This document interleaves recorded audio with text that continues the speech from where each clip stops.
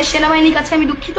আমার কি পোশাক, আমার কি লাইফস্টাইল, এটা না দেখে আপনারা প্লিজ আমার সেনা কর্মকর্তার সঙ্গে অক্ষুব্ধ ভাষা, আক্রমণাত্মক মনোভাব পোষণ করা সে ভাইরাল তরুণী তোপের মুখে। এরই মধ্যে অসামাজিক পোশাক এবং মাদকাসক্ত অবস্থায় তার একাধিক ছবি ও ভিডিও সোশ্যাল মিডিয়ায় ছড়িয়ে পড়েছে।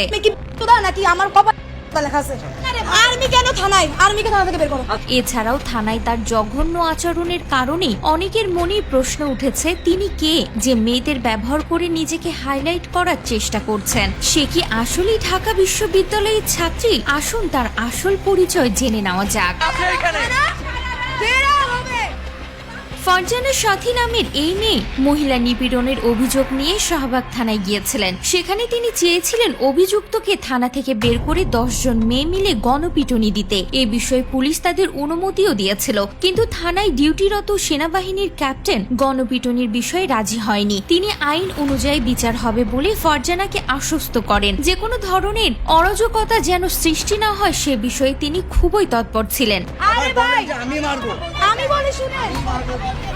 এই সময় সেই সেনা ক্যাপ্টেনের সাথে ফারজানার ভয়াবহ তর্ক বিতর্ক হয়। ফারজানা অসভ্যের মতো চিৎকার করছিলেন, এমনকি সেনা ক্যাপ্টেনকে ইউনিফর্ম খুলে নিতেও বলেছিলেন। এক নাগাড়ে অশ্লীল ভাষায় গালিগালাজ করতে থাকেন। তবে ক্যাপ্টেন আশিক ভদ্রতার পরিচয় দিয়ে পরিস্থিতি নিয়ন্ত্রণে রাখেন। তিনি শান্তভাবে বলেন, আপনি যা বলবেন করে ফেলবেন, কিন্তু ব্যাপারটা এমন নয়। আমার জায়গায় অন্য কোনো সেনা ক্যাপ্টেন থাকলেও পরিস্থিতি আরো ভয়াবহ হতো।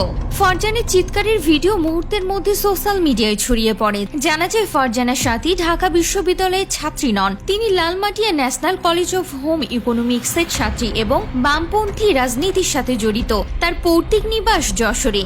2023 সালে ফারজানা সাথী সহ 10 জন নারী একই অভিযুক্তের দ্বারা যৌন হয়রানির শিকার হয়েছিলেন। তাদের মধ্যে 4 জন একই সাথে বন্ধুর বাসায় থাকার সময় মাদক সেবন করেন এবং যৌন হয়রানির শিকার হন। এই ঘটনাটি সেই সময় ভাইরাল হলেও অনেকেই এক রুমে ছেলেদের সাথে তাদের স্বেচ্ছায় থাকার বিষয়টি গ্রহণ করেননি। সম্প্রতি ফারজানা সাথী ও তার সাথে এই হয়রানি শিকার হয়েছিলেন। তারা 10 জন মিলিতভাবে অভিযুক্তকে শাস্তি দেওয়ার জন্য থানায় গিয়েছিলেন। এ সময় ফারজানার আচরণ ছিল অত্যন্ত জঘন্য এবং বিতর্কিত।